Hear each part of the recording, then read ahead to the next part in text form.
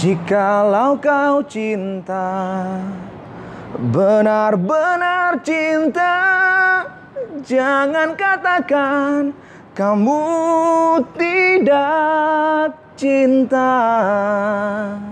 Jikalau kau sayang, benar-benar sayang, tak hanya kata kau harus tunjukkan.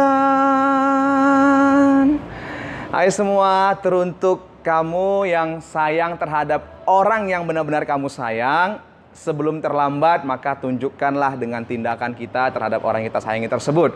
Oke, nah teruntuk kamu yang haus akan ilmu pengetahuan terkhusus untuk bidang ekonomi, kamu bisa kepoin channel Ryan Boltalk. Oke, kembali lagi bertemu dengan saya Mr. Ryan Boltalk, masih dalam konsep yang sama yaitu pembelajaran ilmu ekonomi. Di mana dalam video kali ini saya akan berbagi pengetahuan mengenai elastisitas. Sebelum kalian menonton video ini, kalian harus subscribe terlebih dahulu channel ini, dukung channel ini agar menjadi channel nomor 1 ya, channel nomor 1 mengenai pembelajaran ilmu ekonomi.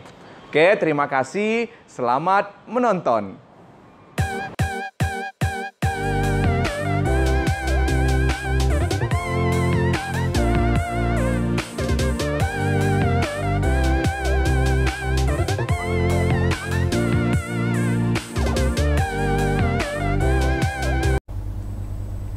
Nah, baik, ini materinya mengenai elastisitas. Yang pertama mengenai elastisitas permintaan.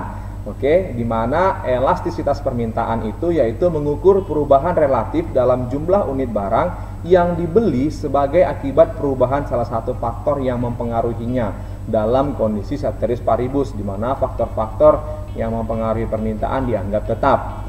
Oke, nah ada beberapa faktor yang mempengaruhi elastisitas permintaan. Yang pertama adalah ketersediaan barang substitusi, yang kedua adalah proporsi pendapatan yang dibelanjakan untuk suatu barang, yang ketiga adalah kategori barang, baik kebutuhan pokok ataupun kebutuhan akan barang mewah, kemudian keragaman penggunaan barang. Oke. Nah, selanjutnya adalah elastisitas harga, di mana elastisitas harga itu adalah mengukur berapa persen permintaan suatu barang berubah bila harganya berubah sebesar 1%. Nah, di mana rumusnya EP sama dengan persen delta Q per persen delta P, di mana delta Q itu adalah perubahan jumlah barang yang diminta, delta P adalah perubahan harga. Oke. Nah, yang selanjutnya adalah macam-macam elastisitas permintaan. Yang pertama adalah permintaan elastis, di mana E-nya besar dari 1. Oke, di mana persentase perubahan permintaan lebih besar daripada persentase perubahan harga. Itu dia. Nah, ini kurvanya saya gambarkan. Oke, ini harga, ini kuantiti ke jumlah. Nah, ini kurva elastisitas yang mula-mula, kemudian ini E1-nya ya, dari E ke E1. Oke. Nah, sehingga kurva untuk permintaan yang elastis dia kurvanya cenderung landai ya. Contoh barangnya adalah barang mewah. Oke.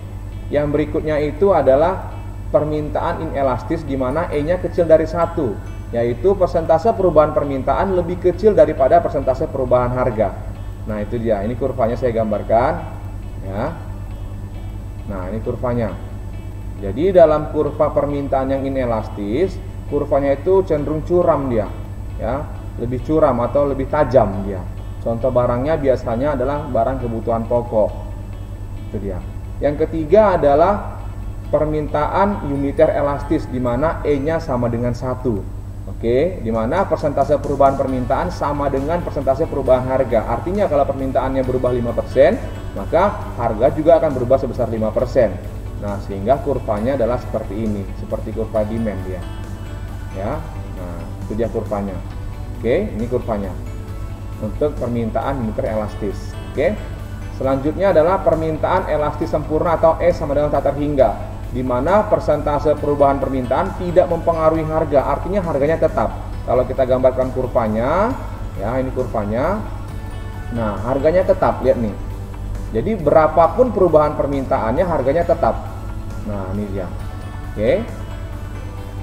Kemudian permintaan inelastis sempurna, ya, di mana persentase perubahan harga tidak mempengaruhi permintaan. Berarti yang berubah itu adalah harganya. Kalau kita gambarkan kurvanya, yang berubah adalah harganya. Nah, harganya berubah, berapapun harganya, permintaannya tetap. Nah, itu dia, di mana E sama dengan 0, ya, untuk permintaan inelastis sempurna. Nah, itulah tadi macam-macam elastis permintaan. Oke, gampang ya. Nah, selanjutnya kita masuk dalam elastisitas silang. Nah, ini terjadi pada dua jenis barang, yaitu barang substitusi dan barang komplementer. Oke. Nah, yang pertama adalah untuk elastisitas silang positif, ya. Ini terhadap barang substitusi, di mana kenaikan harga P atau barang yang diminta akan menyebabkan kenaikan permintaan atau QX terhadap barang substitusinya. Nah, contoh barang substitusi yaitu misalkan beras dan gandum. Apabila harga beras naik, maka konsumen akan beralih kepada barang substitusinya atau barang penggantinya atau sejenisnya, yaitu gandum, sehingga permintaan gandum naik. Jadi dalam elastisitas silang positif ini, yaitu antara harga barang yang kita inginkan dengan permintaan akan barang substitusinya. Nah, di sini berbanding lurus untuk barang substitusi, makanya dikatakan dia silang positif. Itu dia. Jadi ketika harga beras naik, maka permintaan gandum juga akan naik.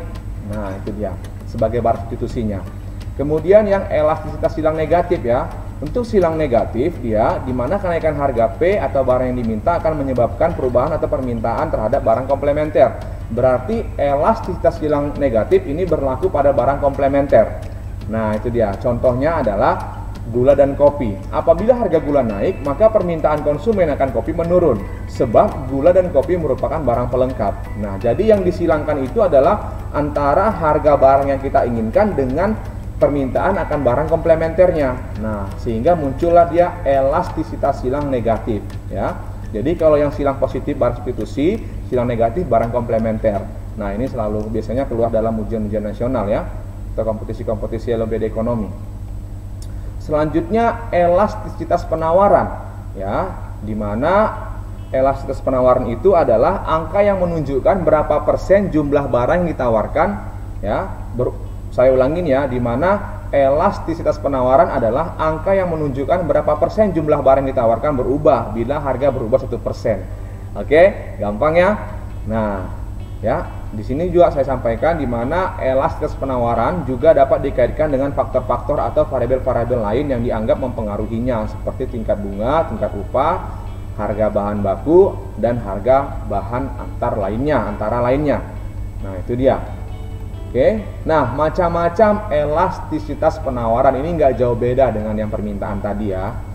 Dimana kalau penawarannya elastis E besar 1, persentase perubahan penawaran lebih besar daripada persentase perubahan harga, hampir sama, ya, dengan tadi permintaan, tinggal ganti penawaran dengan permintaan dengan penawaran. Itu dia, ya, definisinya sama. Nah, kurvanya nggak berbeda. Nah, ini kurvanya, kurva penawarannya. Nah, ini kurvanya saya gambarkan. Nah, oke. Di mana kurva penawarannya cenderung datar, jadi kan hampir mau datar ini, ya kan? Oke. Kemudian penawaran yang inelastis, E-nya kecil dari 1, persentase perubahan penawaran lebih kecil daripada persentase perubahan harga. Ya, ini saya gambarkan lagi kurvanya. Nah, ini kurvanya. Nah, ini hampir tegak dia nih, ya. Oke. Nah, kan benar, kurva penawarannya berbentuk curam atau hampir tegak dia. Nah, itu dia kalau penawaran ini elastis, E kecil 1. Kemudian penawaran yang uniter elastis, E sama dengan 1, di mana persentase perubahan penawaran sama dengan persentase perubahan harga. Nah, ini kurvanya. Nah, ini kurvanya dia kalau dia yang uniter elastis untuk penawaran. Selanjutnya adalah macam-macam elastisitas penawaran, ya, untuk penawaran yang elastisnya sempurna, di mana E-nya sama dengan tak terhingga. Ya, berarti ini sama, persentase perubahan penawaran tidak mempengaruhi harga. Berarti yang berubah itu hanya persentase penawarannya. Nah, berarti harganya tetap. Nah, sama kan kurvanya. Nah, oke. Yang selanjutnya adalah penawaran inelastis sempurna, E sama dengan 0. Berarti persentase perubahan harga tidak mempengaruhi penawaran, kebalikan dari yang elastis sempurna tadi, ya. E sama dengan 0. Berarti yang berubah itu adalah ini, penawarannya. Nah, harganya, maaf. Berapapun harganya, ya, penawarannya tetap. Nah, itu dia. Gampang, ya. Oke. Next, selanjutnya, nah, ini menghitung koefisien elastisitas permintaan dan penawaran. Kita masuk pada hitung-hitungannya. Jadi saya sediakan 3 rumus di sini. Ini rumus yang paling familiar ya, di mana E sama dengan delta Q per delta P dikali P1 per Q1. Ya, di mana delta Q Q2 kurang Q1, delta P P2 kurang P1. Nah, ini juga ada rumusnya E sama dengan 1 per P aksen dikali P per Q, kemudian E sama dengan Q aksen kali P per Q. Nah, bagaimana penggunaannya? Saya sudah sediakan 3 contoh untuk masing-masing rumus ini. Oke, langsung. Di mana E sama dengan elastisitas ya, baik permintaan maupun penawaran. Elastisitas, susah kali menyebutkannya. Kemudian Q itu jumlah ya, baik permintaan maupun penawaran. P itu harga ya, kita sama tahu ya. Q aksen itu turunan dari fungsi QD atau QS, P aksen turunan dari fungsi PD atau PS. Nah, biar lebih paham langsung saja masuk ke contoh soal. Nah, untuk memahami penggunaan rumus yang tadi ya, maka di sini saya ada sediakan contoh soal beserta pembahasannya. Oke. Nah, perhatikan ya, perhatikan kemari. Dimana nomor 1, perhatikan berikut ini. Ketika harga 4.000 permintaan 500, ketika harga 6.000 permintaannya 400. Berdasarkan tabel ini, maka koefisien elastisitas permintaannya adalah, nah kita jawab. Berarti kan ini pakai rumus yang delta Q per delta P ya, dikali P1 per Q1. Maka berarti Q1 nya adalah 500, Q2 nya 400, P1 nya adalah 4000, P2 nya adalah 6000. Oke, berarti kita cari dulu delta Q nya. Delta Q adalah Q2 kurang Q1. Nah, di mana Q2 nya 400, Q1 nya 500. Maka di sini kan harusnya kan dia minus 100. Maka kita harus mutlakkan, harus kita positifkan dia, karena di dalam elastisitas dia harus bernilai positif atau dimutlakkan. Kemudian delta P, P2 kurang P1, yaitu 6000 dikurang 4000 sama dengan 2000. Ya sudah, tinggal masukkan ke rumus, gampang. Nah, E sama dengan delta Q per delta P dikali P1 per Q1. Sehingga E sama dengan, nah delta Q nya 100, delta P nya 2000 ya kan, P1 nya ini 4000, Q1 nya adalah 500. Ya gampang kan? Nah, kamu harus pintar matematika juga ini di sini. Nah, kita sama-sama bagi 100 ya kan? Nah, tinggal 5 di sini. Kita bagi 2000. Nah, tinggal 2 di sini. Paham ya sampai sini ya? Sehingga E sama dengan 2 per 5 itu adalah 0,4. Berarti kalau 0,4 dia lebih kecil dari 1. E nya kecil dari 1, yaitu inelastis. Nah, koefisiennya adalah 0,4, sifatnya inelastis. Gampang. Soal yang kedua ya. Soal yang kedua, pada Oktober 2019 penawaran buah jeruk di daerah Medan sebanyak 500 kg dengan fungsi penawaran PS sama dengan 4Q tambah 600. Tentukanlah koefisien penawaran buah jeruk di daerah Medan. Oke, ini gampang sekali ini. Nah, maka kita akan pakai rumus E sama dengan 1 per P aksen dikali P per Q. Ini rumus yang kita pakai.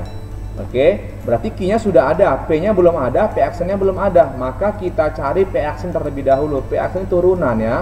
Kamu sudah belajar turunan pasti di kelas 10 ya, di matematika. Dimana P-nya sama dengan 4Q tambah 600. Berarti yang kita turunkan yang ada koefisien Q-nya.